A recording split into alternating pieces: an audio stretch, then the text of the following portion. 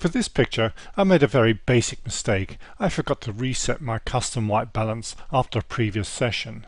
So how can I go about correcting the colors? One of the simplest ways is to actually use the levels. So we go to Image, Adjustments, and we select Levels. And here we have a histogram representation of our picture. So at the moment we're on the full RGB channel, but I'm going to adjust each channel individually. So let's go to the red channel first, and now we can take the darkest point and move it to the heel of the histogram here, to the first point where the detail actually comes in. And then we'll take the lightest point, which is on the right hand side here, move the sliders along to where the detail basically ends there, or where the white detail begins. And the picture's looking pretty awful at the moment, so we'll go to the green. We've got far too much magenta in there, and we'll repeat the process. We'll take the darkest point and take it to the point where the histogram starts, and we'll take the lightest point and we'll move it there. Starting to look a little bit better. Still not quite right, a little bit too much blue in the highlights, etc. So we go to the blue channel, and now we'll move the slider again to the point where the histogram starts, and at this end here, well, we have started to pick up detail. The image is not looking too bad, so we can actually just very slightly move it in and look at the picture, make sure it's looking right. And now we can go back on each of the channels. In fact, I'm going to go into the red channel and just adjust it, give it a little bit more warmth. So we can take the middle slider there and we'll just slide it over slightly, about 1.05, somewhere like that. 1.04 will do fine. And it's looking okay. And now we can go back to the RGB sliders and just adjust the tonality of the picture. So give it a little bit more punch. And the highlights, just bring those out a little bit more, and there we have our picture, and we can see the before and after by just clicking on the preview. It's a simple 2-minute operation.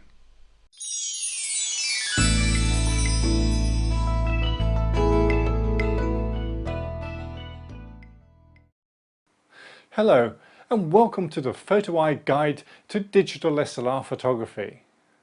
On this DVD, I will be showing you some of the features and functions found on most of today's digital single lens reflex cameras. I'll also be giving you some practical advice on how to use these in real picture-taking situations. Understanding every aspect of your digital SLR will ensure that you get the very best results from your camera. The creative process doesn't just end at the shooting stage. There are plenty of things you can do to improve a picture using a computer and image editing software such as Photoshop, PaintShop Pro, Lightroom, etc. I will be demonstrating some useful image editing techniques that you can incorporate into your own pictures. Knowing your camera inside out, plus an understanding of exposure, lenses, aperture, white balance, focus and composition should all be second nature. Once you've mastered these, you'll have complete artistic freedom to capture stunning pictures.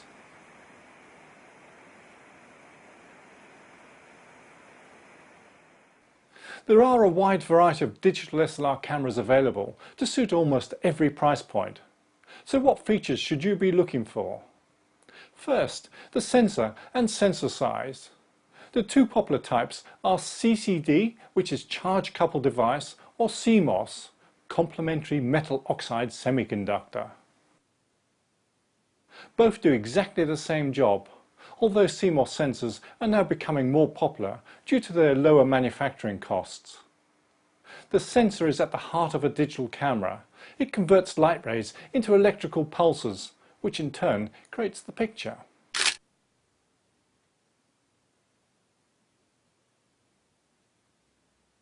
You may see a camera described as a full-frame digital SLR. This means the camera has a sensor which is the same physical size as a full 35mm film frame. So if you use a 20mm wide-angle lens, then you will get full coverage.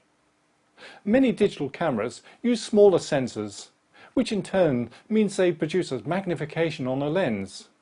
Using the same 20mm lens will give you a 1.5 magnification factor, which will be equivalent to using a 30mm lens on a full-frame camera. At the other end of the scale, using a 300mm telephoto lens with a small sensor produces the same magnification as using a 450mm lens on a full-frame camera. Many people can be confused by megapixel size, but how much do you actually need?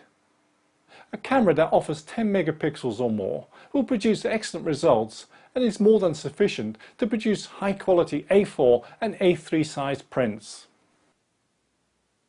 Cameras in the range of 12 to 16 megapixels give you more scope for cropping into an image and can deliver excellent prints right up to A2 in size. Cameras with 24 megapixels or more are ideally suited for demanding professional photographers who need the extra quality.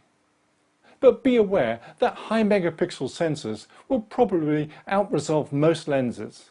So unless you have the latest high quality lenses which are designed for digital SLR cameras, you may not see the full benefit of a high megapixel camera.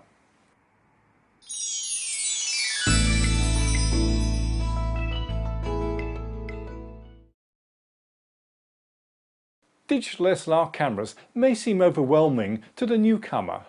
The array of buttons and menu items may seem daunting. But a few minutes spent with your user guide and exploring the camera will reap rewards when you're faced with that once-in-a-lifetime shot.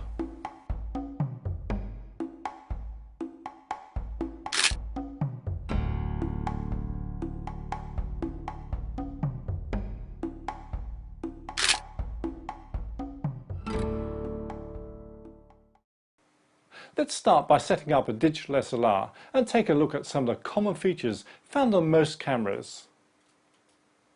Before you start using a new camera, ensure that the battery is fully charged. Refer to your camera user manual for recommended charging times.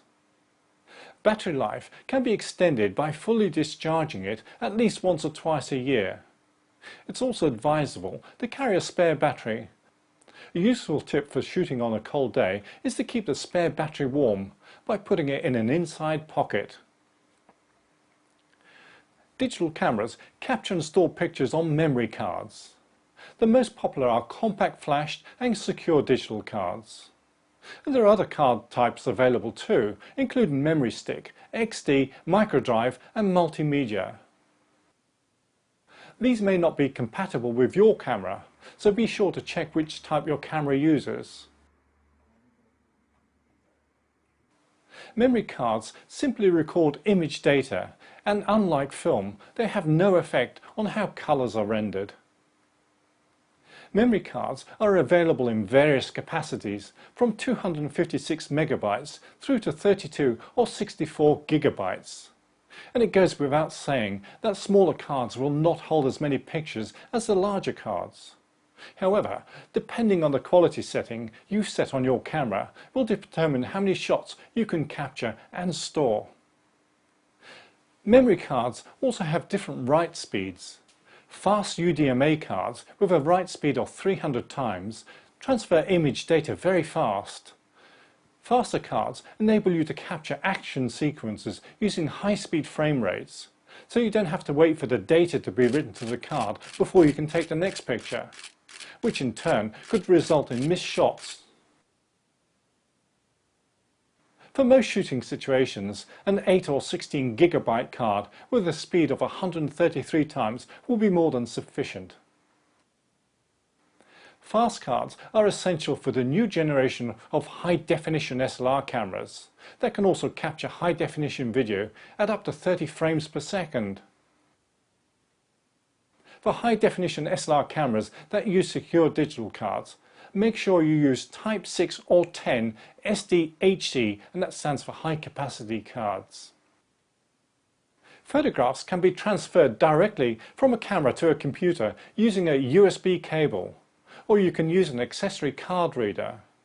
Make sure that the card reader is UDMA and SDHC compatible.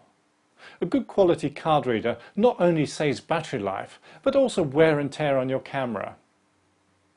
Once you have downloaded and copied the images to a computer, you can simply delete the pictures from the card, or format it and start all over again. Most camera kits are supplied with an 18 to 55mm or longer zoom lens. These are good all-round lenses and are ideal for most shooting conditions. The great thing about a digital SLR camera is that you can easily interchange lenses. This gives you the option to use a variety of lenses, including wide angles for shooting in small spaces, or longer telephoto lenses for capturing distant subjects and wildlife.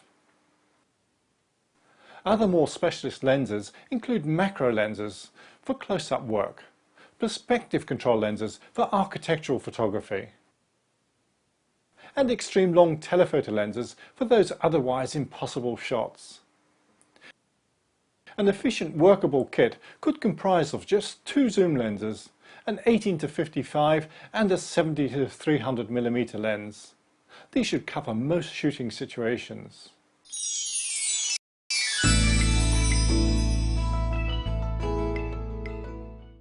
The next thing to set up is the ISO. ISO controls the sensitivity at which the camera can capture pictures. A low ISO value of 100 can be used for normal bright light conditions. In low lighting, you may want to increase the ISO setting to 800 or more. And for nighttime shooting or indoors without flash, you could increase the ISO value to 1200 or more. There is a trade-off in shooting at a higher ISO, in that it increases noise in shadow areas. And noise is the digital equivalent of film grain. However, many of today's digital cameras now have noise well under control at the higher ISO settings. If your camera does produce unwanted noise, then this can be corrected to some degree using your image editing software. An advantage of using a high ISO is that the camera is more sensitive to light, which in turn means you can use a faster shutter speeds. A faster shutter speed reduces the risk of camera shake, which results in blurred photos. Most advanced digital SLR cameras have several shooting modes, and these include full auto. In this mode, you don't have to think about the settings, the camera does it all for you. Program mode. The camera selects a shutter and aperture combination to suit the shooting conditions. And you can shift the combination to either increase or decrease shutter speeds or aperture. Time value or shutter priority. Set a shutter speed and the correct aperture is set for you. Aperture priority. Select an aperture and the shutter speed is set to produce the perfect exposure. Manual mode. Select an aperture and shutter speed of your choice. If shooting with studio flash or in controlled conditions, then use manual mode. Depending on your camera, you may have several creative custom modes, such as landscape, action, portrait, night, etc. The custom modes set the camera up for typical shooting conditions relating to the chosen setting. For example, for action, a fast shutter speed will be selected. For portraits, a wide aperture is selected, which produces a shallow depth of focus. Again, depending on camera model, the custom modes may also change the colouring and amount of sharpening which may be applied to an image. Digital SLR cameras capture images in two modes, Jpeg and Raw. Jpeg photos are compressed to a user-selectable degree. Generally, there are 2 or 3 settings to choose from, fine and normal and perhaps basic. The fine setting uses less compression and produces larger file sizes. At the other end, the basic setting applies the greatest amount of compression, which means you can store more images on a memory card.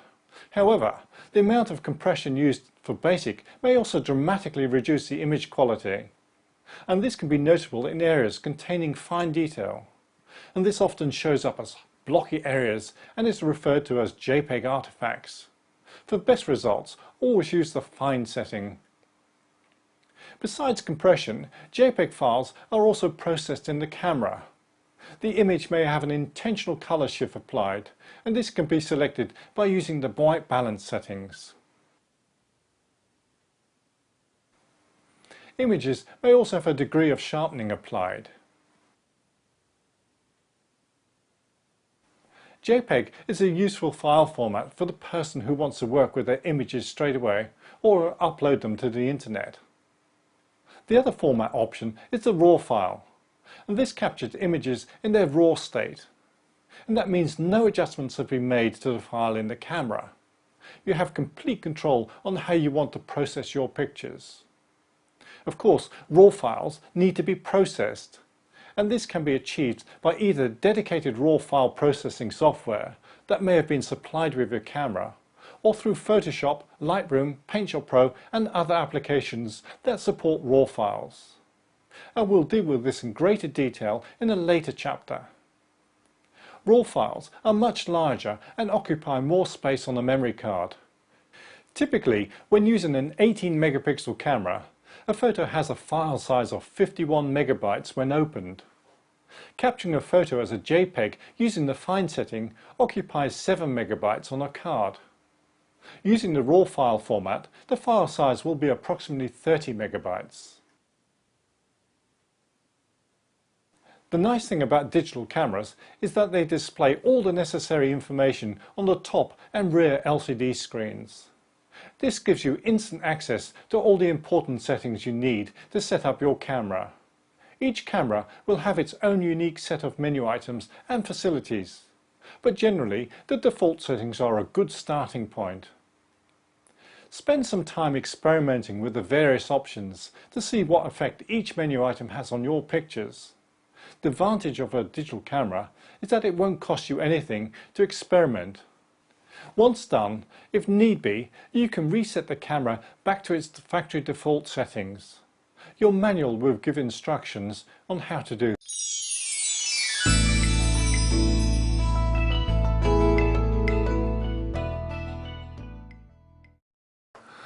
Digital SLR cameras have become more and more sophisticated. It's now easy to produce technically near perfect exposures time after time.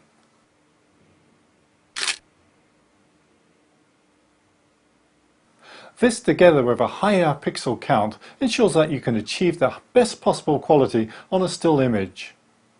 Now, digital SLR cameras have taken the extra step forward by incorporating high-definition video capture into a predominantly stills camera. The first HDSLR camera capable of capturing high-definition video was introduced in 2008. Up until then, it was not possible to capture video on a DSLR camera, and this was mainly due to the mirror, which needed to flip up in order to make the exposure. Although some professional digital SLRs can capture at 10 frames per second, this is not fast enough for video, which needs at least 24 frames per second for smooth motion. To capture video with a digital SLR camera, manufacturers incorporated Live View, which was a feature already used on most compact digital cameras. When Live View is activated, the camera locks up the mirror and uses the LCD screen to display the image. The viewfinder is blacked out. The moving image is now captured directly by the sensor and the data is sent to a memory card. In this chapter, we will be taking a look at ways and techniques to help you to create superb movies using a digital SLR camera, or also known as an HDSLR, which stands for High Definition SLR. Video capture requires very fast data transfers. This means you need fast memory cards. For cameras that use SD memory, use SDHC Class 6 or 10 cards. For cameras that use compact flash, use UDMA 300 times or greater speed cards. High-speed cards ensures that the data transfer rate remains constant. Many cameras offer a user selection of resolution and frame rates. So let's clarify this and give you a simple to understand guide. Full HD high-definition video has a frame size of 1920 x 1080 pixels. Currently, this is the highest resolution obtainable on an DSLR camera. This size produces the best quality video footage. HD high-definition video has a size of 1280 x 720. This size is good for converting to standard definition DVDs. HD TV, a popular consumer format, which has a capture resolution of 1440 x 1080. When opened, the horizontal resolution increases to the full 1920 x 1080 size. The squeezing of the capture size and subsequent expansion does incur a small loss in picture quality, but this will be hard to see on most footage. SD standard definition. Before high definition, this was the format for all video cameras. Capture could be in the 4:3 or 16:9 aspect. I mention SD here because most high definition footage will probably still be distributed on DVD discs until Blu-ray becomes the dominant standard. This involves downsampling HD material, which in turn will produce reduced quality. Besides the frame size, cameras may also offer different frame rates.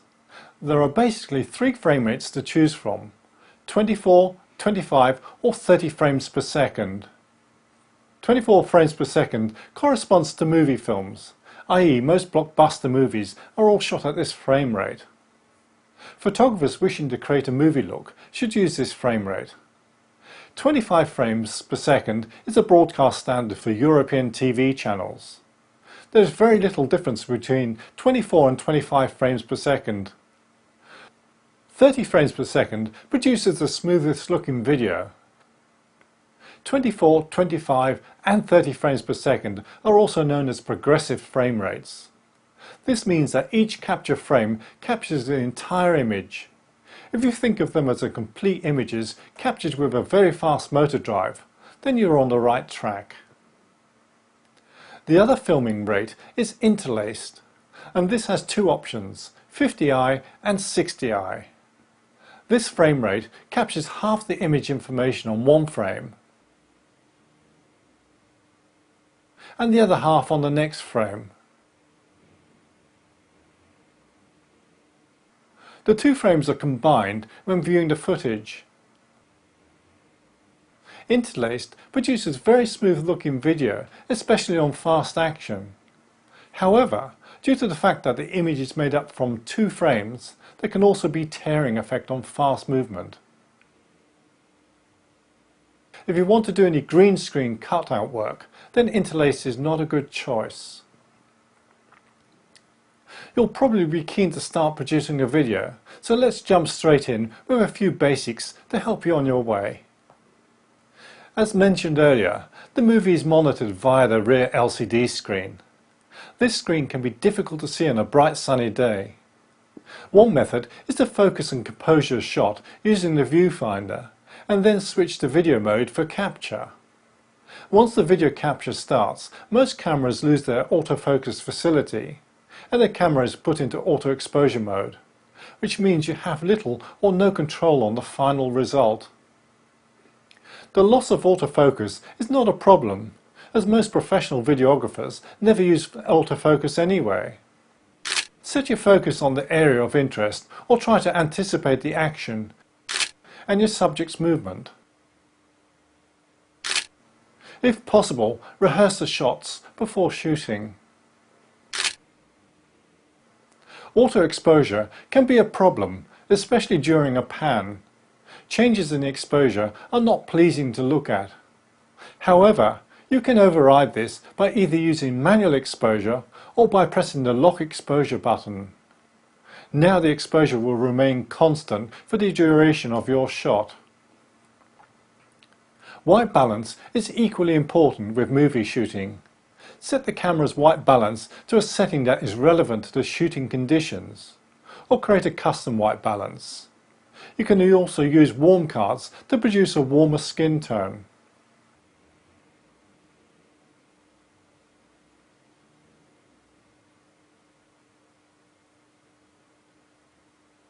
One popular feature is a shallow depth of field.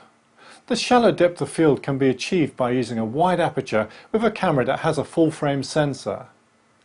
This shallow depth of field focuses the attention on your subject, but it can also be the downfall in a production. High-definition footage viewed on a 50-inch plasma screen that is not in focus will not do justice to your equipment or your photography. Holding the camera steady is perhaps the biggest problem with an HDSLR camera. The very process of holding the camera away in front of you in order to see the screen can introduce unwanted camera shake in a movie. And there are several manufacturers who are producing shoulder braces and supports, but these can be expensive and take away the spontaneity and portability factor. The best method is to use a good quality tripod together with a dedicated video head. Video requires a different type of tripod head to a stills camera. The video head incorporates hydraulic oil to ensure smooth pans and tilts. The fluid provides variable levels of resistance for smooth jerk-free movements. Normal heads for still cameras will not perform as well, although for static movie shot they'll be more than okay. Digital SLR cameras offer a short capture time of 4 to 12 minutes per clip. This makes them unsuitable for recording an entire wedding or pop concert. However, most shots that you see in a movie or TV program have a short duration of 1 to 10 seconds. Generally, 4 seconds is long enough. Watch a TV program and count the seconds that each scene shot is on the screen. Of course, this is only a guideline. Interview shots or information delivery can last much longer. When recording video, then let the shot run for a minimum of 15 seconds or longer. This will give you sufficient headroom to mark the in and out points and apply fades or cross dissolves, etc. Shutter speeds should be kept to the frame rate or double the frame rate.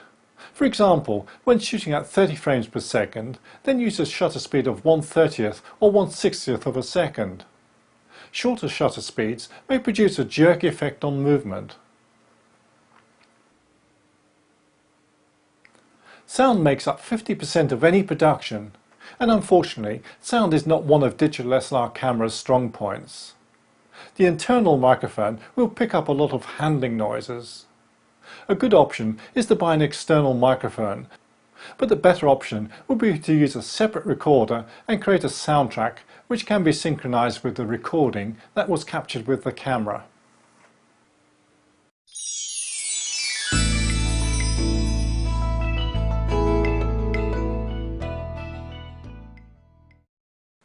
The advantage of using a digital SLR camera is that you can change the lenses at any time. A variety of extra lenses will give you more scope for exploring your creativity. So how many lenses do you need? A set of 3 zoom lenses should cover most picture-taking situations. A wide-angle zoom lens covering focal lengths of 10 to 22 mm is ideal for shooting in confined spaces or to exaggerate a perspective. A standard zoom lens with a focal length of 18 to 55 mm, which is often supplied as part of a camera kit, is a good all-round lens, which can be used for the majority of pictures. If you want to travel light, then this lens is a good choice. A 70 to 300 mm telephoto zoom is great for portraits and distant subjects. For portraiture, use this lens at the 70 to 135 mm focal lengths. The longer 200 to 300 mm focal lengths will get you closer to wildlife and distant subjects.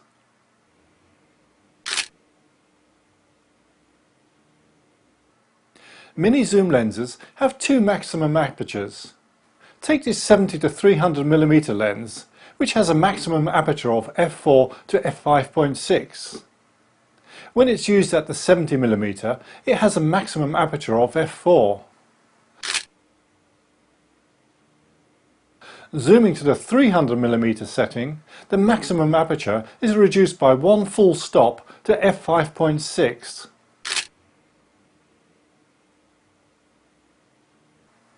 This stop difference is applicable at all apertures. For example, an aperture of f8 at the 70mm setting becomes f11 at 300mm. A camera's exposure meter will compensate for it automatically, so you don't have to think about it. However, if you're using manual mode or a studio flash, then you must make an aperture adjustment for the loss of light.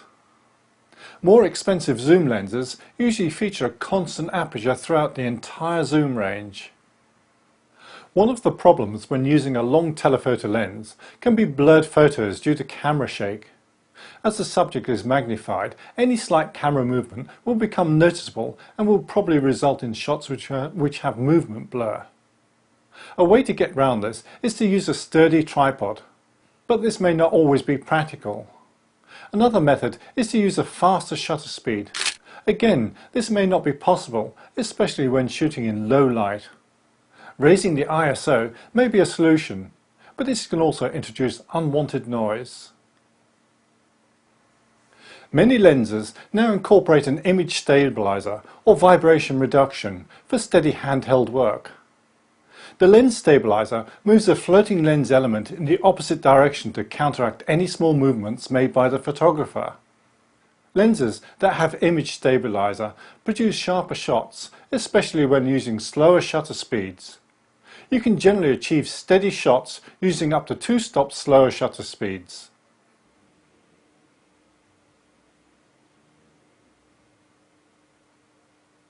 Wide-angle and extreme wide-angle lenses are great for getting in close and for shooting in confined spaces.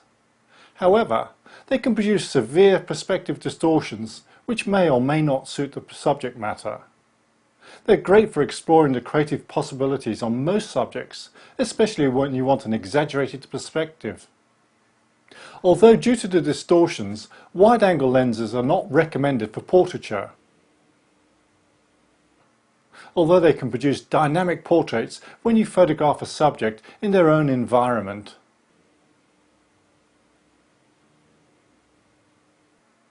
Wide-angle lenses have a greater depth of field, which means everything will be in focus from a few inches through to infinity.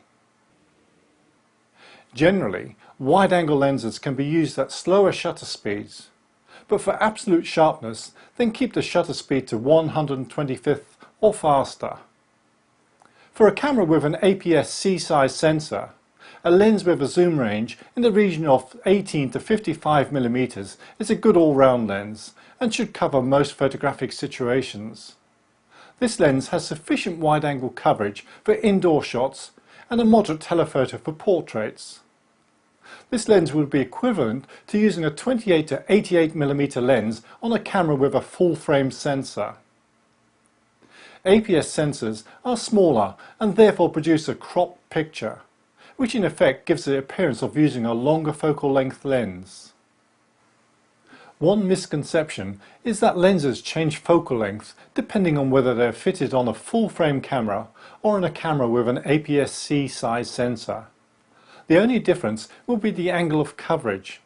For example, when using a full-frame camera, a 16mm lens produces this result. Fit the same lens on a camera with a smaller sensor, and you'll not get the same angle of coverage, although the focal length still remains 16mm.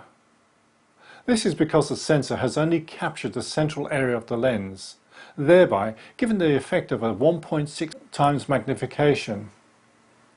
To achieve the same angle of coverage with an APS camera, you'll need to use a 10mm lens, and the formula is 10 times 1.6 equals 16mm.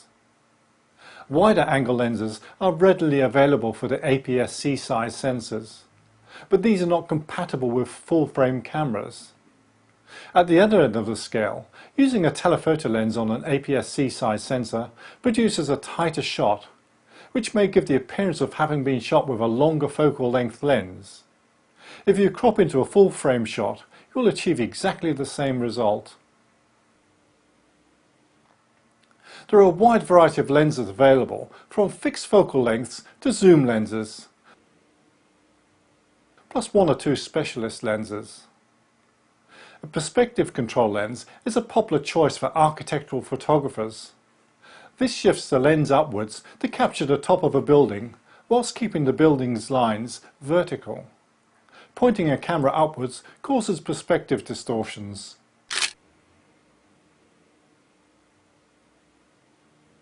A macro lens gets you in close to your subject. These lenses typically focus from infinity to 1:1 magnification. Super telephoto lenses are useful for getting those otherwise impossible shots, but they also carry a hefty price tag.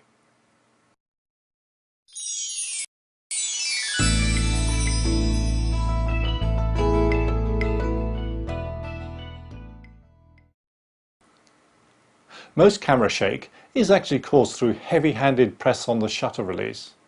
Try to make this process a continuous steady movement. Put your camera into continuous shutter mode and take 3 or 4 frames. Generally, the second and third frames will be far steadier than the first frame.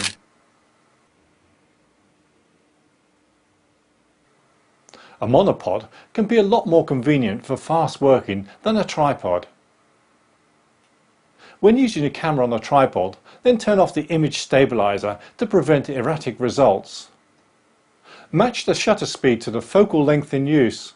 For example, when using a 200mm lens, use a shutter speed of 1/250th of a second.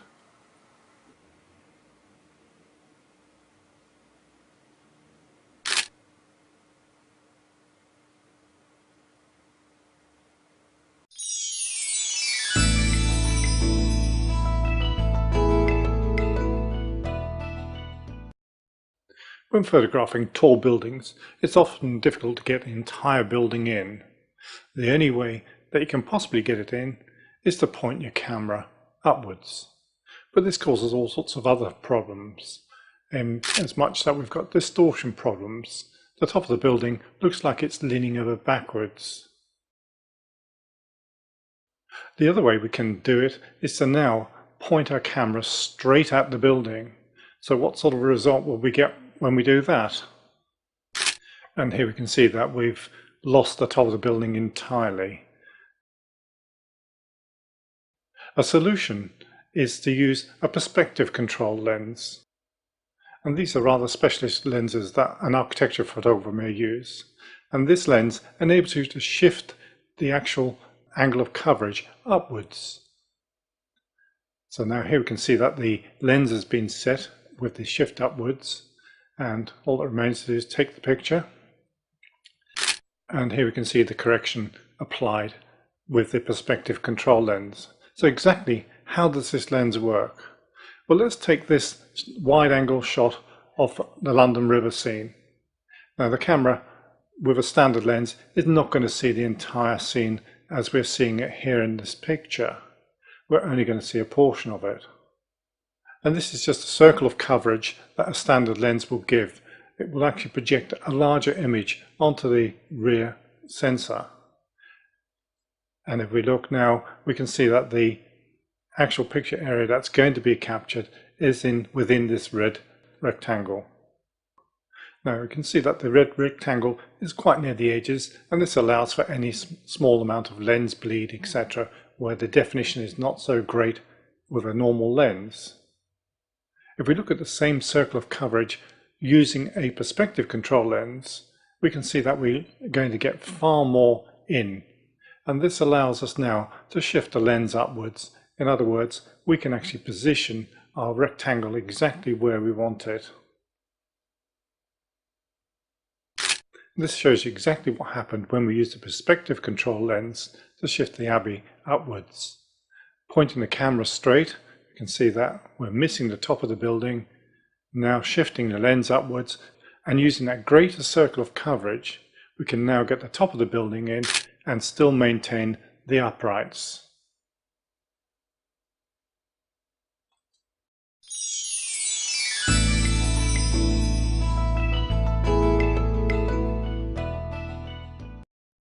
Portraiture is probably one of the most popular subjects for any photographer. In this short technique guide, I'll be showing you what effect a variety of focal lengths will do for your images. I've avoided the girl next door type shots. Instead I'm using the guy next door at our local allotment. Before I start taking pictures, I'm going to create a custom white balance using a set of Vortex warm cards. These cards are a light blue colour and will fool the camera into thinking that the scene is far too cool. A custom white balance will now warm up the colour temperature in our pictures. Although I do like spontaneity in a picture, I also want a considered portrait, and for that reason I'm starting the session off by using a sturdy tripod. And this also lets me direct the model while still keeping the composition as I want it.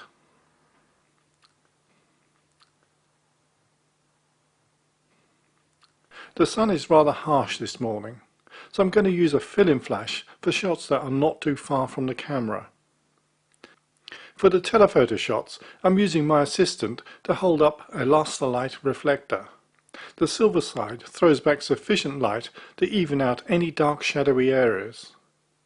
The white reflector side on this occasion wasn't strong enough. Make sure the reflected light complements the bright sunlight. Ideally, it should just reflect about 1 to 2 stops less light for a natural looking shot.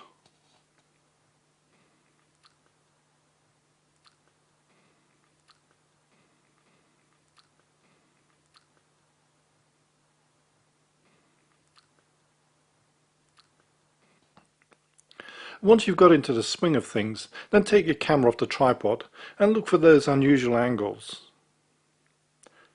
Digital photography is fun. Take lots of pictures and you'll have a greater choice at a later stage. It's far easier to delete bad pictures than having to go back to do a reshoot. Experiment with the various focal lengths on your zoom lenses. And here's a selection of shots taken from a fixed position using focal lengths from 10mm through to 300mm.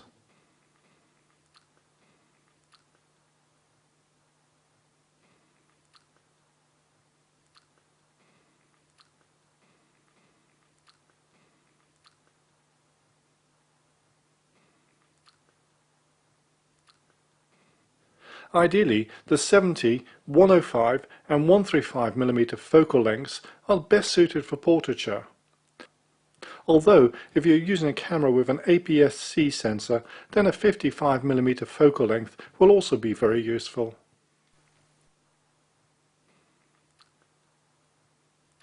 For the next sequence, I kept the model the same size throughout. This time, I moved the camera to resize the model in the frame. Notice how the background changes in each shot.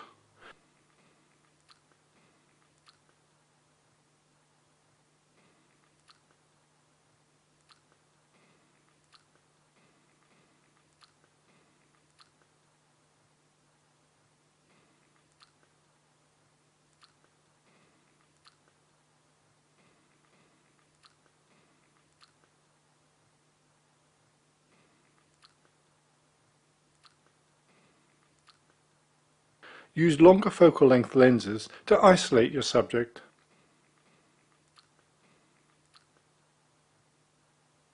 A wide aperture will soften any background distractions. Don't go too close with a wide angle, as this will cause all sorts of facial distortions, and you may just lose your model for future sessions.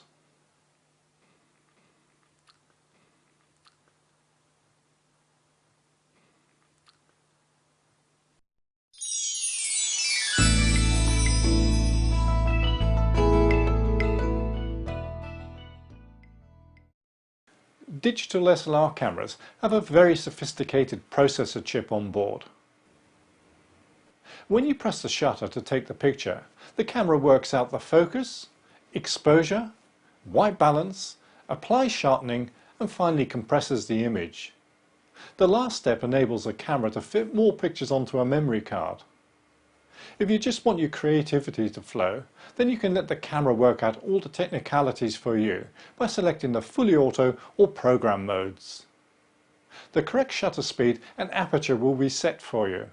All you need to do is point the camera at your subject, compose the shot and finally press the shutter release. This automated process works very well in most picture-taking situations. Digital SLR cameras can produce great results with the minimum amount of technical knowledge from any user. However, the more advanced enthusiast and professional photographer will want full control on every aspect in the picture-taking process. And this means disabling all the automated features and working with the raw data. In this chapter, I'll be showing you the advantages of capturing images using the camera's RAW mode. Before I go into greater detail with the RAW file format, I must point out that each camera manufacturer has its own RAW file format. Canon uses CR2, Nikon uses NEF, Olympus uses ORF, etc. And unlike JPEG or TIFF files, these files may not be compatible with all applications.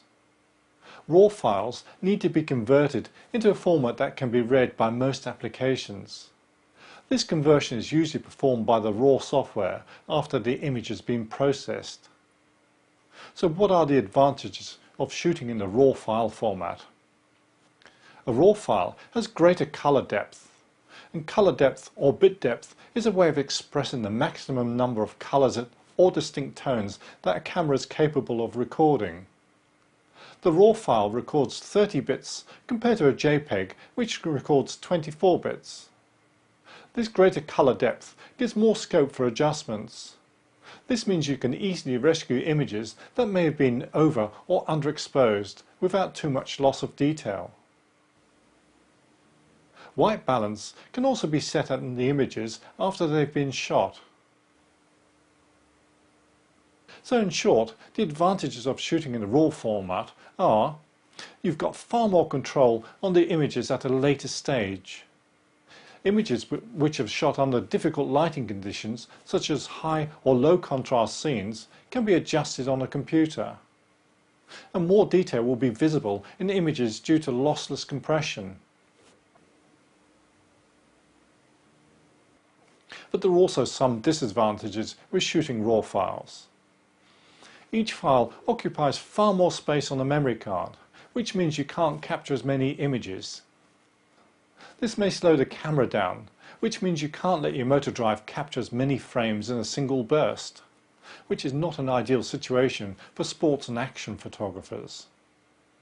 Post-production is essential, and this can also be very time-consuming. You can simultaneously shoot a RAW file together with a JPEG. Just select this option from the camera's menu. The JPEG will be used for previewing the images on the LCD screen, and the histogram will be based on this. Therefore, don't rely on this if you're judging for correct exposure, although in reality it won't be too far out. The JPEG file is still processed by the camera. White balance, sharpening and compression are applied, thereby giving you a file which can be used for sharing, uploading to the internet or sending directly to a printer with the minimum amount of effort on your behalf. The RAW file will be left untouched. RAW files are much larger than JPEGs, which means you will need larger capacity memory cards to store the images. Typically, an 18 megapixel camera using a 16 gigabyte card will be able to capture about 600 RAW pictures. Combine this with a fine quality JPEG and you reduce down to approximately 475 pictures. JPEG uses a lossy compression, which, as the name implies, loses image quality. This loss of detail will be especially noticeable on shots containing foliage and hair. The amount of compression applied will vary with different camera models, but you may be offered 2 or more compression settings. For maximum quality, select the highest quality that your camera offers.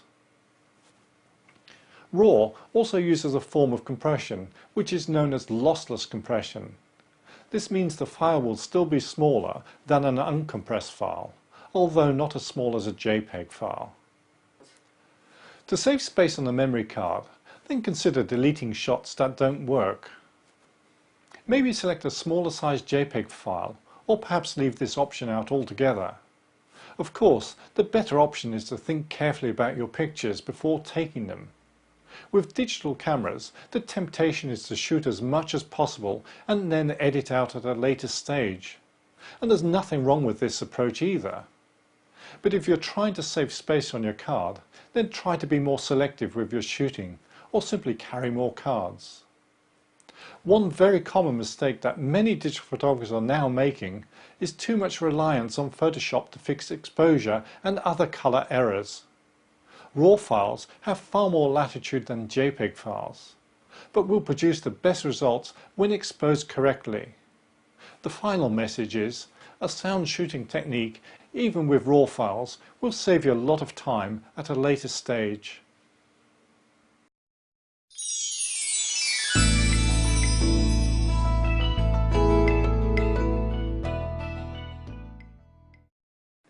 Whether you read a book by candlelight, a desk light, or sitting in a sunny garden, the paper will always look white.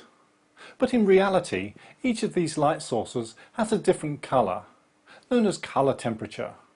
Our brains automatically compensate for differences in colour temperature, and we see the white that we expect to see. Light comes in a huge range of different colours. It's only at the most extreme ends of the scale that our eyes can see the difference. A sunset at one end of the colour scale will look orange. A clear sky, which is a light source in its own right, looks a deep blue. Achieving great looking colours with a digital camera is not too difficult. A digital SLR camera can automatically take care of this by using the auto white balance setting, and the results are usually okay. But there may be a few occasions when the camera can be fooled, especially if there's a dominant colour present. Digital SLR cameras have a series of predefined white balance settings, and these include daylight, shade, cloudy, tungsten, flash, and custom. Using any of the predefined settings will shift the colour to produce a pleasing effect under the indicated lighting conditions.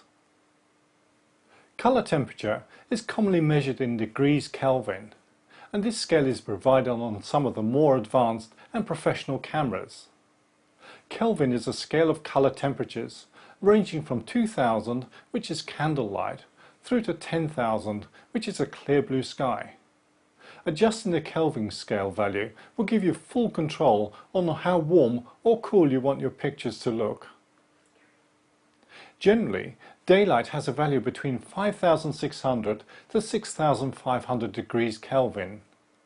Colour temperatures can vary during the course of a day, from a cool light through to a warm glow of an evening sunset. Of course, you may not want to colour correct a wonderful sunset. After all, the beauty of colour photography is also capturing the mood using the ambient colours of the day. Tungsten or artificial lighting normally has a value of 3200 Kelvin, but this can also vary depending on how old the light bulbs are, or if there's a drop in electricity voltage. The normal tungsten colour could now be anything from 2500 to 4000 Kelvin. You are now dealing with values that are not available on the preset white balance settings. The easiest way to achieve absolute correct colours is to create a custom white balance. Simply use a clean white sheet of plain A4 paper, not glossy photo paper, as this may affect the reading. Place it in the scene and select a custom white balance setting on the camera. Fill the frame with the white sheet and take a picture of it under the same lighting conditions. This file is now stored on your memory card. You will be prompted to select the picture you just took. The sensor reads and evaluates the image of the white page and will make a compensation for any deviation from pure white. For example, if there's too much red or yellow light, then the compensation will be pushed towards blue, thereby creating a much cooler image. The custom white balance you have just created will be stored on the camera, and subsequent pictures will all have the same correction applied, until you create a new white balance. Make a point of checking your custom white balance settings before you start any new assignment. A new white balance should be created if the lighting conditions change or for a new day's shoot. Although you may still have a custom white balance file on your card, don't be tempted to use it again, as the condition will probably have changed, albeit maybe subtly. Tungsten lighting can vary from day to day due to electricity fluctuation, or even by using a new light bulb. Video cameramen may create a new white balance setting several times in a single session. It's a very quick process and can save you a lot of time at a later stage. Sometimes you may want to create a warm look, especially for portraiture. A handy tip for doing this is to take a white balance reading of a light blue card. The camera will be fooled into thinking the scene is too cool and will therefore apply a warm colour shift. You can buy a set of warm cards, but it's also easy to make your own with an inkjet printer. Simply print out a sheet of continuous light blue. Make note of the colour value. Test out the result by using it as a replacement to the white sheet, and if needed, print out another sheet with any corrections that may be needed. Repeat the last test until you achieve the desired result. Save the file just in case you need it again at a later date. If you are shooting RAW files, then you don't need to set the white balance on your camera, as colour corrections are made in Photoshop or other RAW file processing software. Similar settings that are found on most cameras are available in the software's white balance drop-down list, as well as colour temperature and tint sliders. If, however, you have shot a series of pictures using the wrong white balance settings, here is a quick way of fixing the colours in Photoshop.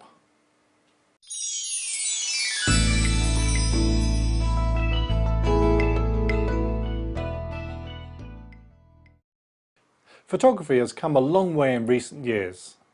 We've moved away from film to full digital capture. Cameras have become more sophisticated by incorporating computer technology. They now have more automated features, which means that most of the time you can set the camera to full auto and you should get an excellent result. This in itself has generally helped to raise the overall technical standard of photography. The one common denominator for any artistic endeavour is that in order to achieve the highest possible quality, you must first master the basic techniques associated with the art. So what makes a good picture? First and foremost, it has to be subject matter. The picture has to have a point of interest to make you want to stop and look at it. The key elements in any picture are subject, composition, focus, and exposure. If any one of these elements isn't right, then the impact of your picture may be lost. Of course, as with any creative work, rules can be broken, as long as it adds or improves to the final result. In this chapter, I'll be looking at exposure and asking what is a correct exposure, what is available to measure exposure, and how to correct a poorly exposed picture. Before we get practical, let me explain how a camera works out the exposure. When you point your camera at a scene, the exposure meter averages out the colours into light values. It doesn't see colours, it only reads the brightness value for a colour. All the colours are blended together to produce a grey tone. An average exposure value is assigned to that scene. The clever bit is knowing how to interpret the reading so you can capture the mood of what you see and not just an overall picture based on a mid-tone reading. So let's start by looking at various ways to take an exposure reading. We can go the traditional route and use a separate handheld meter. And there's no reason why you can't use these meters with a digital camera.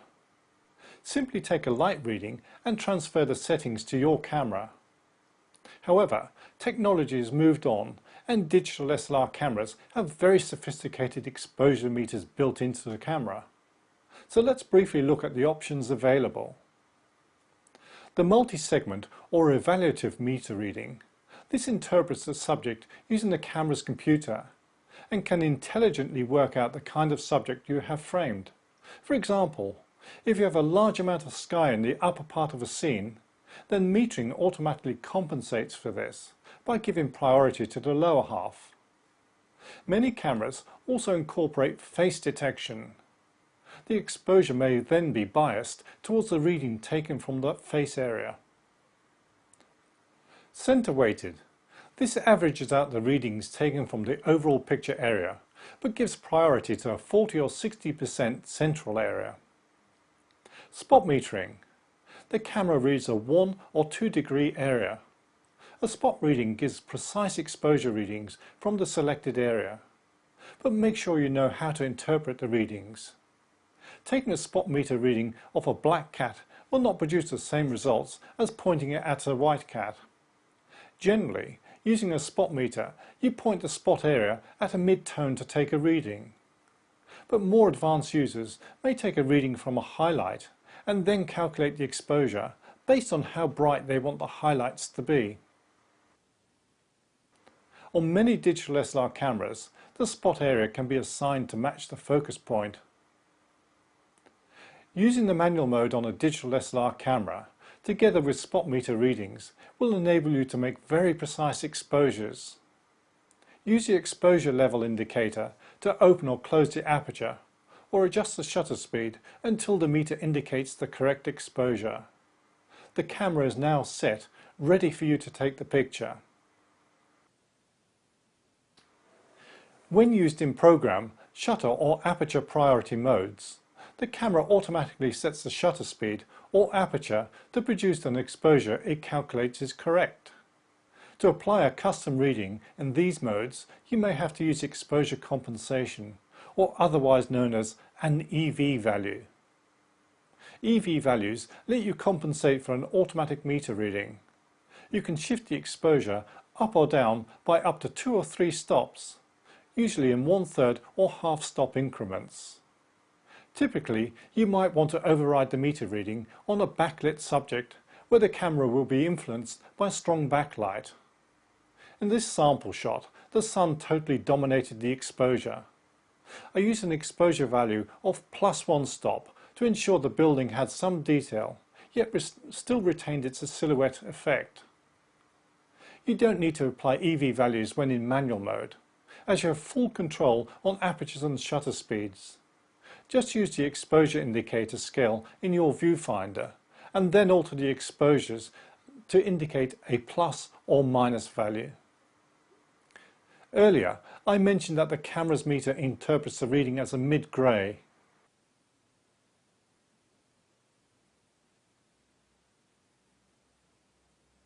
Keeping this in mind, if you take a picture of a dark subject, then the camera is going to indicate a reading that will result in that dark subject being rendered as a mid-grey tone. It basically interprets the subject as if it were going to be underexposed, so it increases the exposure. Therefore, you need to compensate for this by using an EV compensation. Depending on how dark the subject is, you may have to apply a -1 or -2 EV value in order to achieve the desired exposure.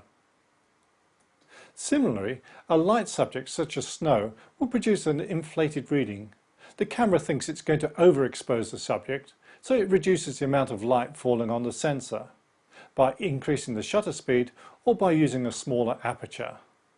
And this is why snow often looks grey on photos. Again, using the EV compensation, shift this to +1 or +2 stops to render the snow as white. If you're not sure about which EV compensation value to apply, then you can use the Auto Exposure Lock button. Point the camera at an area containing a neutral tone and let the camera set the exposure. Now press the Auto Exposure Lock button, and on most cameras this is located near the viewfinder. This now locks down the exposure. Recompose the picture and take the shot. Depending on your camera model, the exposure lock may cancel after the exposure has been made, or may cancel when the camera goes into power save mode. Either way, check to make sure it's either active or not active. One of the advantages with shooting digitally is that you can instantly see the results using the rear LCD screen. From here, you can judge whether you need to increase or decrease the exposure, and if necessary, take another picture. A great aid for confirming the correct exposure is use the camera's histogram function. This is a graphic representation of the exposure.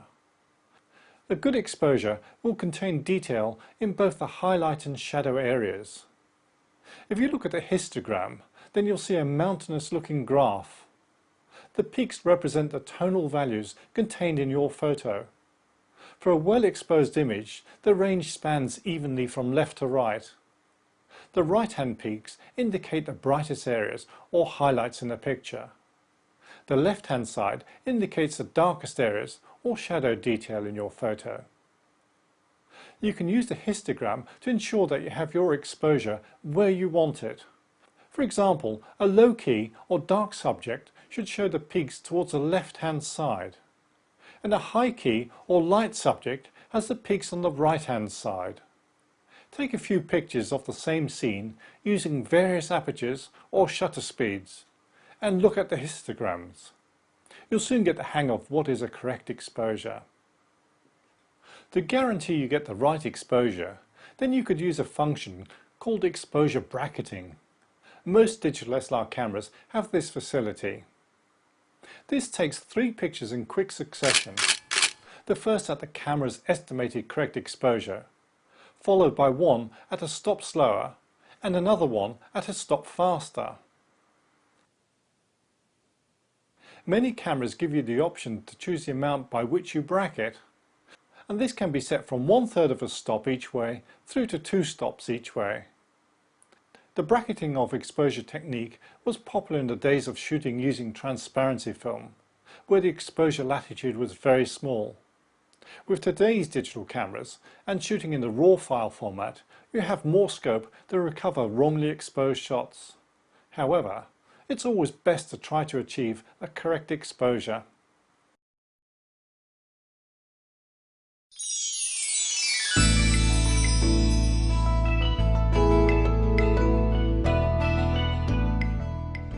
A major advantage with digital photographs is that you can make corrections at a later stage using your image editing software. Take for example this photograph of lilies on the pond.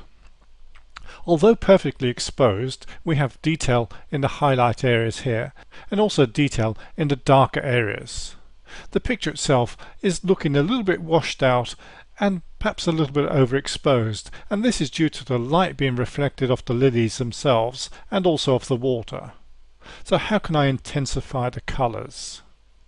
Well, let's start by going to Image, Adjustments and using Levels. And here we can see a histogram representation of the picture. As we can see, all the tones are actually contained within the 2 edges. So in theory, this is actually a perfectly exposed photograph. But actually I want to add more contrast to the picture. So let's start by taking the dark slider, the left-hand side, and just moving it over to the intense part of the histogram here, and you can also look at the picture and that's looking quite good. I also want to add a little bit more contrast just to give the picture a little bit more boost. So let's bring in the highlights and just zap them up. Be careful not to lose detail in the highlight areas. That's just sufficient, but it's had the negative effect of actually lightening up the entire picture. So we'll take the center slider, which is usually the midtones, and we'll move that towards the light area, and we'll just give another boost in contrast. Just intensify the colors. I'm going to accept that. Okay, the picture's looking rather good now. There's a few things I want to correct before I go on. The dead leaves don't do much for the picture. So let's select our paintbrush.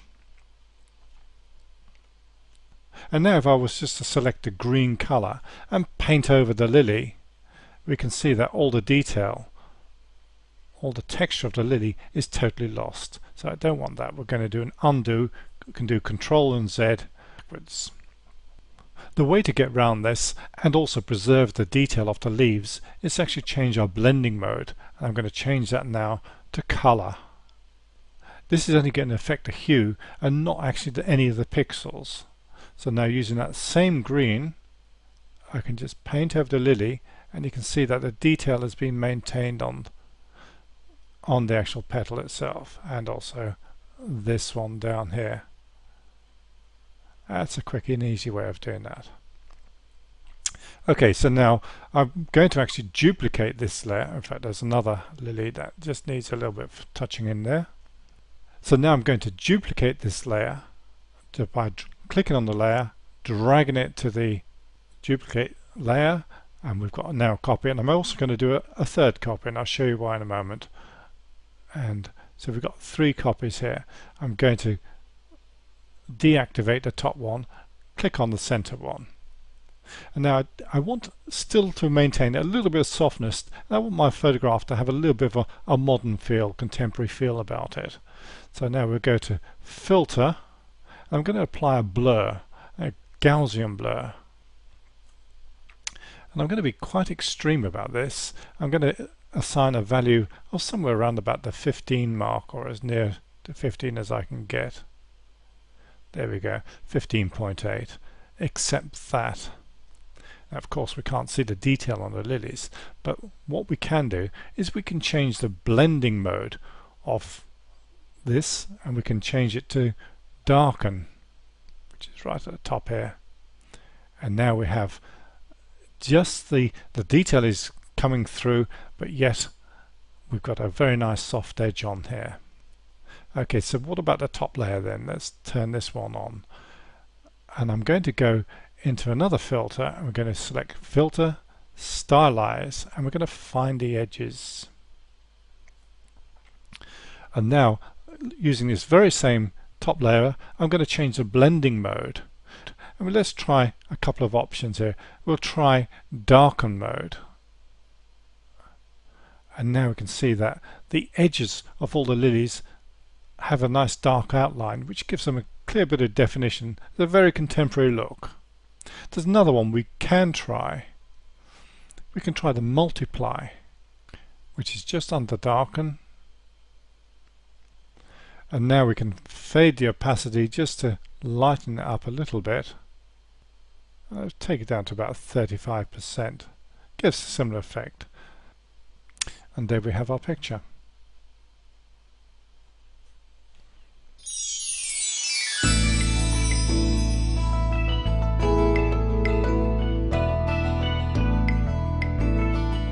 In this tutorial, I'm going to show you how to apply a very quick and easy to do split tone effect.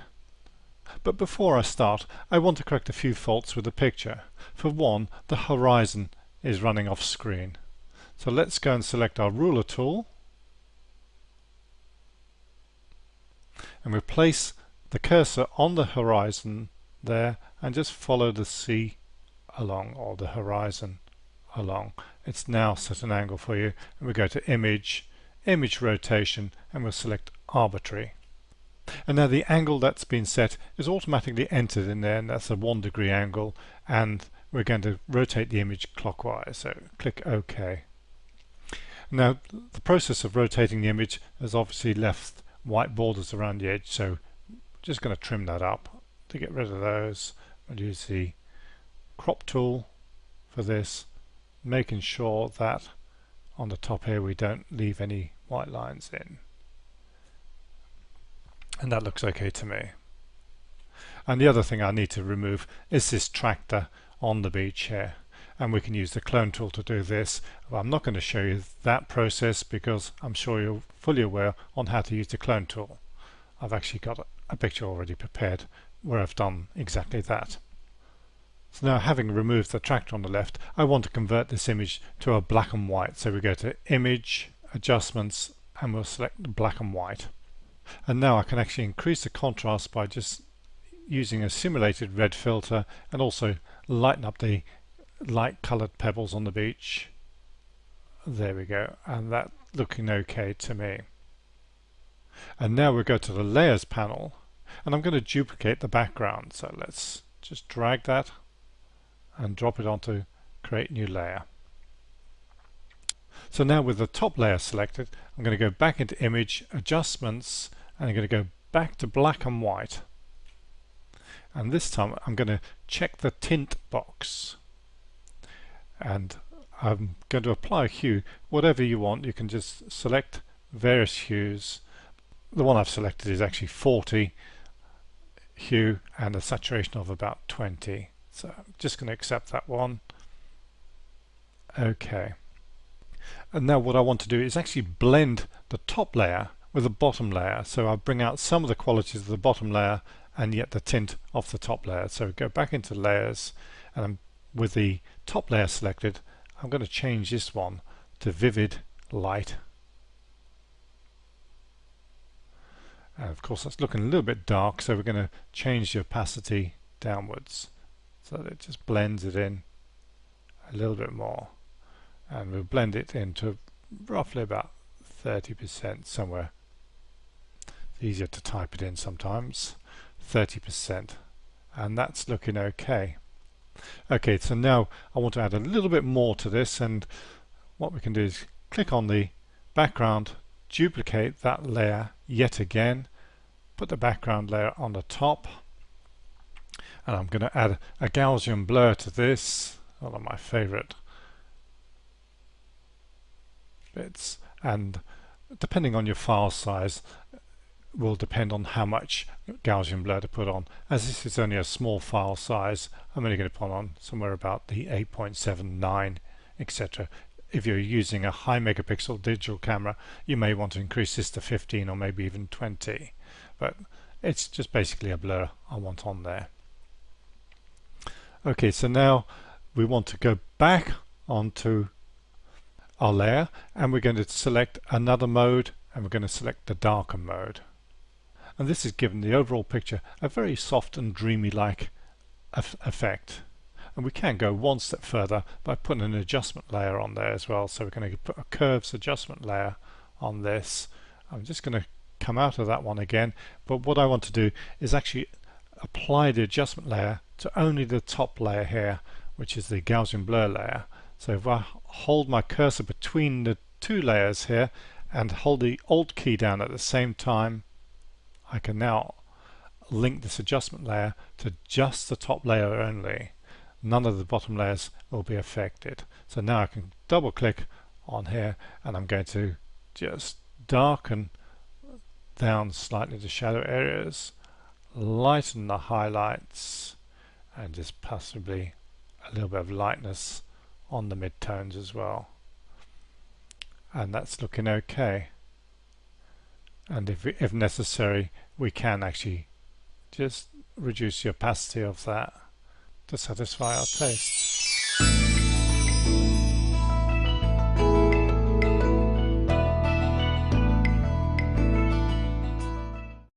A great advantage with shooting with JPEG file format is that the camera does most things for you. For example, the white balance. You set the camera onto either auto white balance, cloudy, sunny, shadow, tungsten, fluorescent, etc. And the camera will apply a color correction to that. Also, the camera sharpens the images for you. And finally, it saves them in a compressed file format. But using JPEGs, are you really getting the best results that your camera can deliver? This sample photograph was taken using the JPEG file format, and it looks well exposed. Nothing wrong with it. I can use this file straight away, either for website or send it straight to the printer. So let's now take a look at this same file, and this time it's shot in the RAW file format. Exposure and everything was identical, and look how much more color depth we have in the RAW file. And this is because RAW files use actually more bits of data. It gives you more room to maneuver the images afterwards. But that's not the only advantage. Let me show you a few more things. And this vase of flowers is a good example on how we can use the RAW file format. The sample that we've highlighted above is the correct exposure, and I can see it's 5.6 at 1/15th of a second. But I also shot this same picture, overexposing it. So if I now look at the JPEG equivalent, we see it's totally blown out, and that's 5.6 at 1/4 of a second, and it's blown out all the detail. There's no depth to the picture. And this is the JPEG version. I have exactly the same version here, 5.6 at 1/4 of a second. Now this is the RAW file format, and this is the one I'm going to work with. And as you can see from the two thumbnail previews, there's a difference already. We can see that the RAW file has far more depth. So let's double click this and open it. In this tutorial I'm just going to be looking at the very basics of the RAW file format. I will be covering RAW file in far more depth in another chapter. Looking at the basic settings here, the white balance is as shot. We needn't actually set the white balance on the camera at all. We can actually apply that in the processing stage here, and we also have all the other settings that you may find on your camera, such as daylight, cloudy, shade, tungsten, etc. Right, so now what I want to do is actually recover some of the exposure. So let's make it darker, and you can see the depth is automatically coming straight in here. The next item on here is called recovery, and this will recover any detail that may be lost. And if you're not sure what any of the sliders do, just move them to the extreme. You can just see in the leaves there, it's getting lighter and darker, so I want to put somewhere halfway between there. The fill light, I mean, this is almost like putting a fill-in flash on there. Again, if you're not certain what any of the sliders do, just grab it and move it to the center. So we're actually in effect using a fill-in flash, but I don't particularly want too much of that. The blacks, although there's no black in there, we can actually create a little bit more depth to the picture by sliding the slider along. So now we've got some extra depth into there. The brightness, we can adjust the overall brightness of the picture now, and this doesn't affect any of the previous settings we're doing. We're just applying brightness overall or whatever. So let's just pull it to about there. That's quite nice. And the contrast, if we want to make it slightly contrastier, harder or softer, I'm going to leave it somewhere about the plus 12 points. The clarify will bring out detail or soften the image slightly, so I'm just going to leave that set at its default setting of 0. Vibrance, again, this is how intense you want the colors to be, so we can go a little bit more vibrant on there. And saturation, well, we're all familiar with saturating a picture, so we can actually, if we go totally to the left, we've got a black and white image. We go totally to the right, it's really quite sort of posterized looking, so I'm just going to give it a slight boost in saturation. And this is just the basic adjustments we can make in our RAW file format, and we can look at the original by switching off the preview button and turning it back on again. So now we can just click on the open image, and that opens it up in Photoshop. So this is now the RAW file, which was 2 stops overexposed, and it's looking pretty good. So you may be asking yourself, why bother in getting an accurate exposure when we can actually recover most things with a RAW file? Well, let me show you something.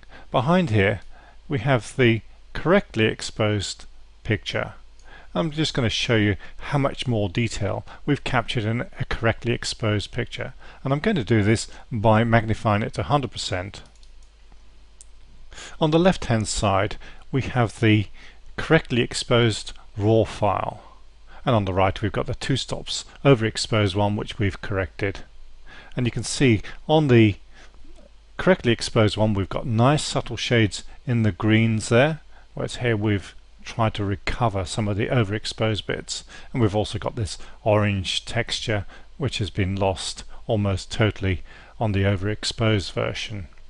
And here in the highlights with the correctly exposed version, we've still got detail there which we can recover. On here it's just tried to fill it in with a little bit of tone. I have far more latitude to do things with the correctly exposed one than with the overexposed one. And if we also look at the leaves as well, we can see that there's far more depth in the correctly exposed one as opposed to the one that was overexposed. We haven't quite recovered all the blacks in there, whereas here we've got a nice dark shade. Also the blue is looking far deeper and far richer on the correctly exposed one. And now you can see the clear advantage of actually getting your exposures spot on at the taking stage. You've got far more latitude to do something with your image than if you're trying to recover something that's been poorly exposed.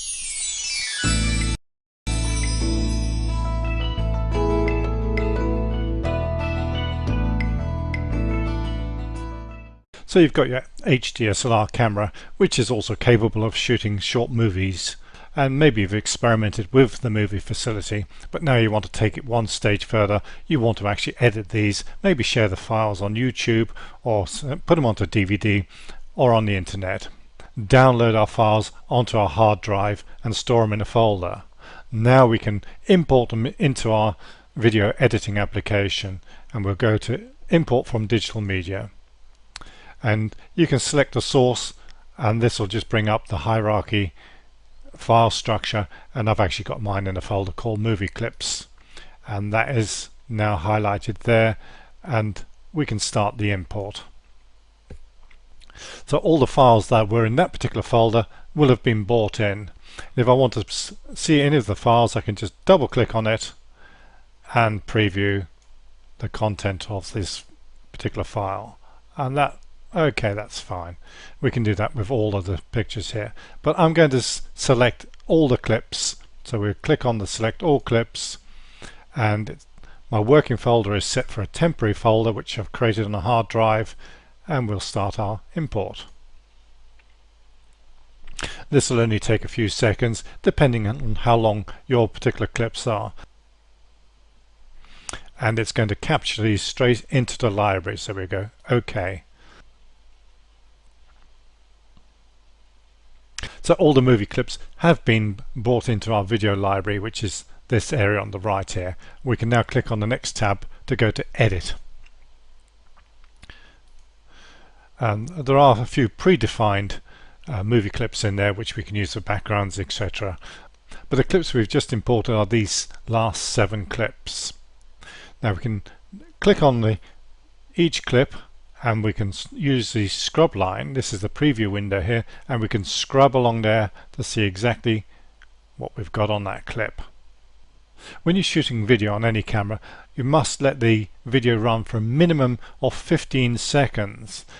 And the reason behind this is that you want sufficient room at the beginning of your clip to do a fade in, and at the end of the clip to do a fade out. And generally speaking, they last for about a second. So you've already lost 2 seconds on there. Plus also, you're not always guaranteed that the action's going to happen the minute you turn on the camera.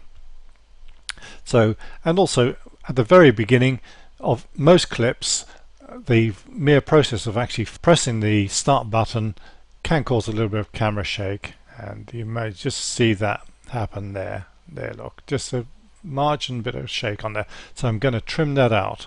So we take our marker on there, and now we have to set this as our in point. This is where the movie starts. So we'll click on this bracket, or press the F3 key in this particular application's case, and now we can scrub along the line. And I only want a few seconds of this. This is what I call my establishing shot. So we've got there, and we'll mark that as our out point. So now only this section of the entire clip is going to be brought in. So now when I click on this clip, I can drag it down and put it onto the timeline. And here we have the clip with the in and out point. So if we play that, that's all we're going to get off that particular clip. If I want to extend the clip, I can actually just drag this out, and we've extended the clip. Or we can drag in there to reduce the clip, so we can trim it fairly accurately. So now I want to bring in another clip, and I'm going to use this particular clip here, and this is somebody just looking out, seeing what's going on. Again, I'm going to come in a little bit into the clip, and as it turns around there, that is sufficient for me, and we'll mark our out point there. And again, we can just drag that clip onto the timeline there. So now we've got an in point, we've got the scene setting, somebody's looking at it. Don't worry about the timing just yet, because we can trim it up a little bit more later on. Next, we want to see what this chap is looking at. Maybe he's looking at a few hungry hippos here, and that looks a nice shot there, and we'll mark that as our in point there and scrub along the timeline, and there we are. Again, very short clips. Don't be tempted to make your clips too long. You want to keep your audience interested all the way through, and I'm going to further trim this up in a moment. And now we want to know what that chap was looking at with his binoculars. And I'm going to this next scene here. Now I'm going to do a different type of trim this time. Just double click on this, and that brings up a single trim window. So now I can scrub along here and look at the thing. So we've got this Land Rover just about to enter the water. Again, we've got our in and out points here, so we can click on the in point here, and I'm going to click that there to the out point. So OK. So now when I bring this clip into the timeline, that's already been trimmed up for me to the correct duration. The thing we try to do when we're doing video work is to try to tell a story. As a stills photographer, we try to capture the entire scene in one photograph. In video, you make it up from lots of small clips, and this is why it's not so important that your camera can only capture for a short duration of maybe 5 minutes or 12 minutes. The actual clips themselves are not going to last much longer than 4-10 seconds, maybe 15 seconds or something like that. So it's just a series of very short clips that you put together to make up the story. So the next clip I want to bring in is this clip, and this is where the Land Rover is whizzing past me up the hill, and I'll mark my out point there, and I may just go back to the beginning and just take it fractionally in there. That's about right. That's just knocked off about a second, and again I'm just going to drop that into the timeline. And finally, well, there's two final shots here. We've got one where the Land Rover is just going up to the top of the hill there. This is really not much of a shot, but it adds to the story. Click in there, and then the final celebration drink. They've made the river safely. So we can see that the exposures, the variations in exposures happen there. Again, if with video, if you press the star button or the lock exposure button on your camera, then you won't get this change in exposure. And we'll set our in point there and our out point there. And now we can just click on that clip and bring it in. So now we've got a duration of roughly about 50 seconds. Let's go to the very beginning of the entire sequence and play it through, see what we've got. By playing it through, you can get a feeling of what the story is all about, whether you need to do a cut, whether any bits hanging on too long, like that chap's hanging on far too long now. So let's go back into this one here and trim him down a bit. Now the beauty of this application is if I trim down and take out some of it, the rest of the timeline just follows in and fills the gaps in automatically. Let's go back to the beginning again and play through the clip. Our establishing shot, we're looking to see what's going on. We can see a few hippos yawning, getting really fed up of waiting around. Again, I'm going to trim this down even further there, and we'll carry on playing from here.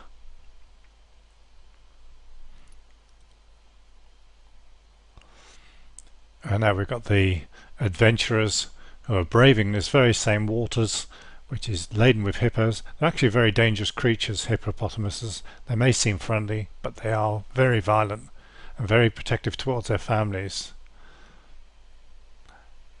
and they've made it safely up the hill, and they have a celebration drink at the top. Okay, there's one clip in here which really doesn't fit in, and that's this static shot of the Land Rover. So we're just going to highlight it, press the delete key, and it's gone out of there. And that is roughly, in a nutshell, how we edit our video. The key thing is to actually build up a story when you're actually shooting the video, so that you can piece together. So lots of small clips, details are very important on here. As a final finishing touch to this, we can actually add a music track to it as well, and that also gives a little bit more interest. So we click on the music track here, and we'll do an auto music, and there's many tracks included as standard with this application, and I'm going to use Tribal Theory as this is sort of African theme music. And my duration, I can see on the timeline, we've got 45 seconds and 0.4 frames. So we can now just click on there and type in 45 seconds and 4 frames. And this is going to generate music for me that will last the exact duration of the clip. So we go add to timeline, and we can play.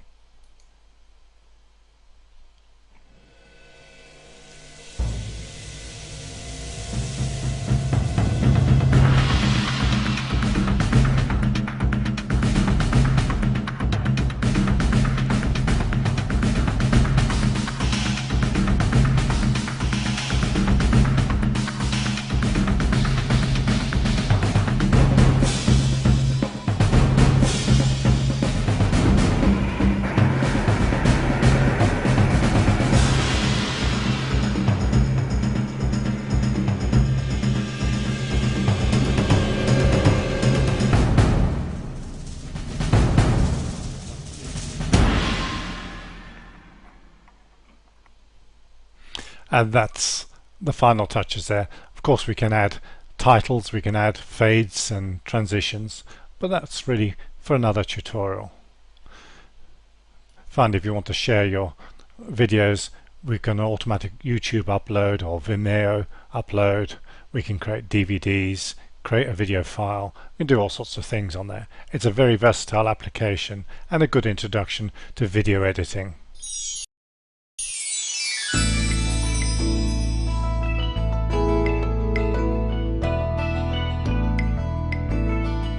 This tutorial is going to be looking at advanced techniques with black and white. Let's open a new image. I go to File, Open, and we'll select a raw file, and we'll click Open. Now this opens the Camera Raw interface. I'm going to show you a quick way to do an advanced black and white manipulation. I rather like this red bus, so let's isolate the red bus. We'll go to the Hue, Saturation, Luminance there.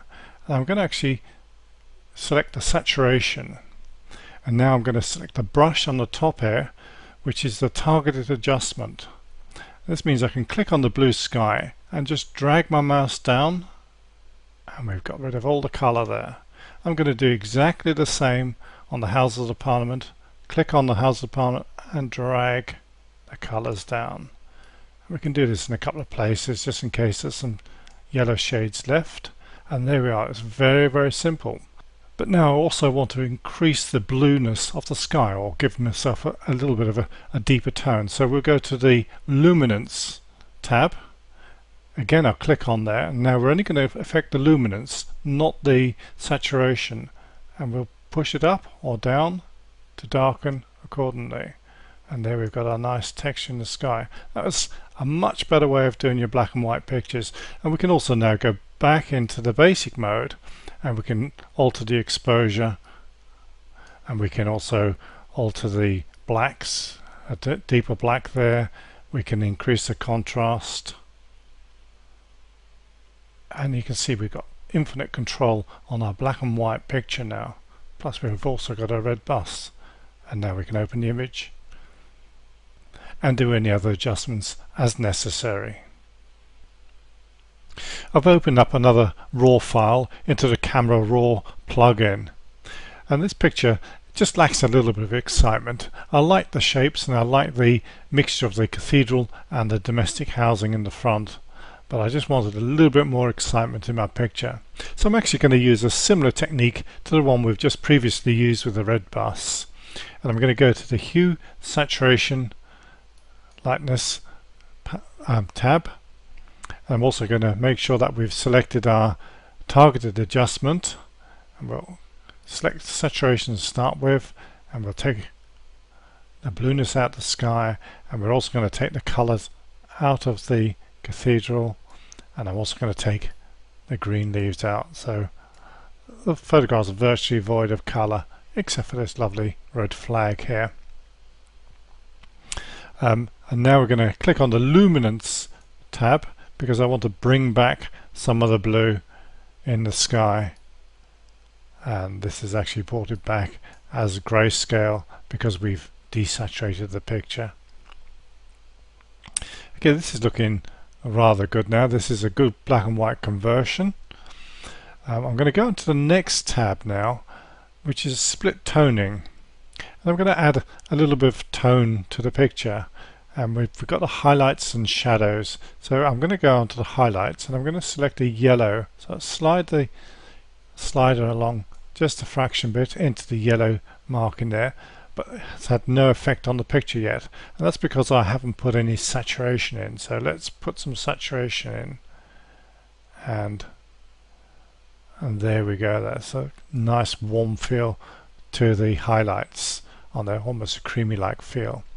And I also want to put some in the shadows. Now if I just leave the hue set on the red and bring the saturation up, you can see that we've got an instant sepia picture there, and it's a good way to do sepia toning on there. But actually I don't particularly want red, I wanted a blue shadow area, so let's move this into the blue area and increase the saturation just a little bit, and we've got interesting tones now. We've got dark blue shadows and yet we've got yellow highlights or light creamy highlights, and we can actually balance them out by using the balance slider here, and we move it one direction we go cool, go the other direction we go warm. So it's up to you how much you want to balance between the cool and the warm look on the picture. So that's looking okay. I'm quite pleased with that one, but I want to make yet more adjustments. So I'm going to go to the top toolbar here and I'm going to select a graduated filter. Now graduated filters were very popular with photographers. These put a tone in the sky, so we can do exactly the same here with this Camera Raw filter. Just drag down and it's placed a tone in the sky, and depending how I move my cursor around, I can place that tone exactly where I want it, and that's looking okay to me. I'm quite pleased with that one.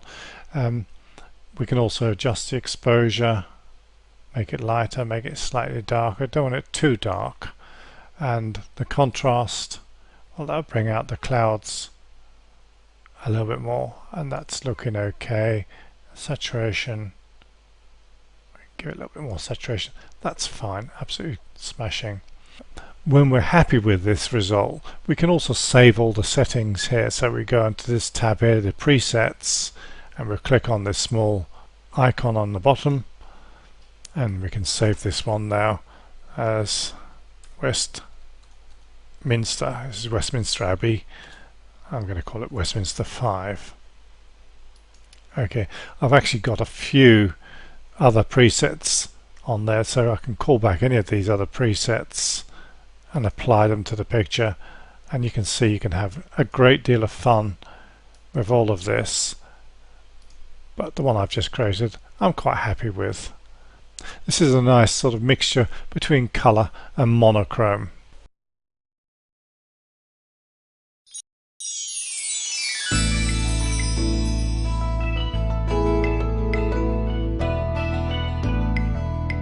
Landscape photography is perhaps the most popular subject for photographers. After all, who could resist a wonderful view like this here in North Wales? But trying to capture the entire scene in one picture can be difficult.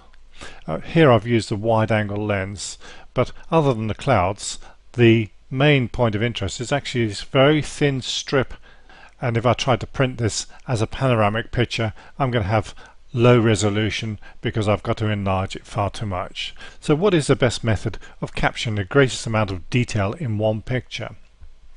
Well, the answer is to create a panorama, and what this means actually taking several pictures and stitching them all together. But this panorama I'm actually going to be shooting in the upright mode. Wide-angle lenses often have distortions, edge pulling, etc., which can be quite difficult to actually stitch together.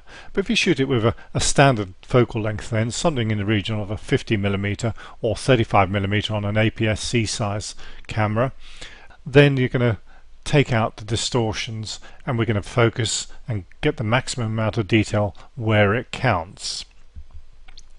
Okay, so I've taken 14 shots to make up a panoramic picture, and I've obviously used a tripod to try and keep the horizon in exactly the same place, and I've also put the camera into manual exposure mode, and this means that the exposures are going to remain constant throughout the entire sweep.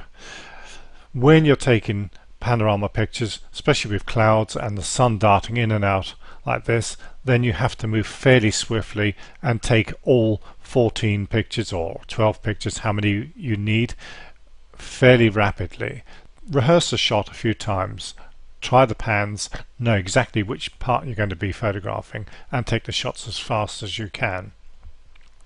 Okay, so I want to actually bring all these pictures in, but I also want to apply some adjustments because at the moment it's looking a little bit flat. I want to add a bit more drama into it. So I'm actually going to use the Camera Raw filter in Photoshop, but I want to actually apply all the adjustments to all 14 pictures. And also these pictures were actually taken in the JPEG file format. I should have actually had the camera set to RAW, but at the time I hadn't switched over to RAW mode. So let's now set up Photoshop so we can actually open JPEGs in the RAW file format, and we'll do that by going to Edit, Preferences, and we'll select the Camera Raw Preferences. At the bottom here we'll see the JPEG and TIFF handling. At the JPEG it says Disable JPEG Support, so I'm going to automatically open all supported JPEGs into the Camera Raw interface. Say OK. And I'm here now in my favorite image database handling application, ACDC Pro 3. And I happen to have put all my pictures into the image basket, so I'm going to select the first image there and click, whilst holding the shift key down, click on the last image. So now we've got 14 images selected, and we can go to Tools and we'll open this all in an external editor, Adobe Photoshop. Okay, so now all 14 pictures have been opened up into the Camera Raw interface, and we can see them all on the left hand side here. But I actually want to apply any adjustments to all 14, so what we need to do is click on the Select All. Now any adjustments that we make is going to be applied to every single image, so if we reduce the exposure, you'll see each of the images being updated in turn. And that's looking okay. I'm going to actually add a bit more contrast to the picture, give it a little bit more dynamic feeling on there, and the blacks, just a little bit deeper black on there. And as you can see, we're already adding a lot more drama to the picture as it stands. Okay, so now I'm going to click on the Open Images, and this has now opened up all 14 images into our Photoshop interface. Photoshop has an excellent panoramic feature. It's not actually called Panorama anymore now, it's called Photo Merge. So let's click on this. And the Photo Merge panel is opened. I'm going to choose Automatic for the time being, and I'm going to add all open files, so everything that's open on the desktop is going to be added there, and as we can see they're all in numerical order. So we just click on the OK and let Photoshop do its work.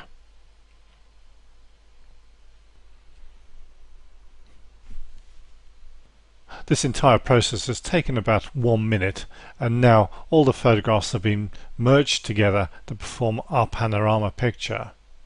So now if we look at the layers, we can see that there's 14 layers there that make up this panorama picture. So let's trim this up, and we only need the central area anyway, so we use our crop tool and just take in as much as we need.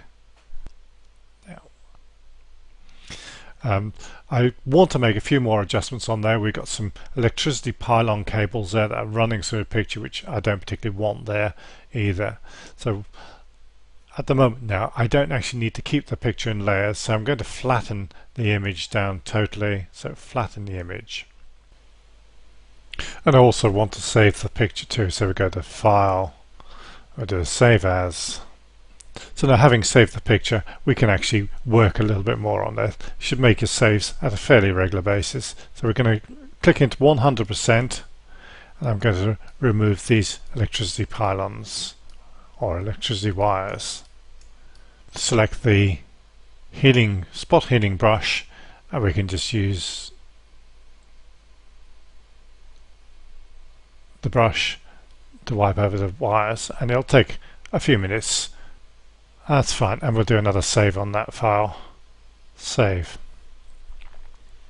I wanted to do a few more manipulations to this, but I wanted to do them in the Photoshop RAW file format. So let's close the image down and we'll reopen it again.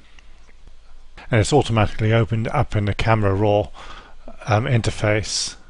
I want to actually make a few more adjustments to this, so we can now globally do everything, and we can see the entire image in one go now. So let's reduce the exposure a little bit down, looking a bit too bright there. I also want to up the contrast slightly, just add a little bit more drama into the picture, a little bit of fill light there, and a little bit more vibrancy in there, just to give the colors a little bit more. That's looking pretty good as it stands, but we can go further than this too. So we'll go to the hue, saturation and luminance, and we'll click on the saturation, and now we'll click on the targeted adjustment tool and just change our sky to a little bit more saturation. And I'm also going to change the coloring slightly, so we click on the hue there, and that's looking quite nice blue. I also want slightly darker as well. Again, there we go, that's looking pretty dramatic, but perhaps a little bit too much saturation on there. Let's just take it there.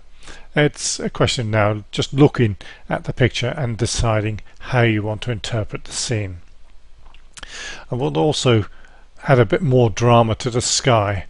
So let's use the graduated filter here, and this will actually apply a nice graduated look across the top of the sky there. That's quite nice. And I can also apply another one on the bottom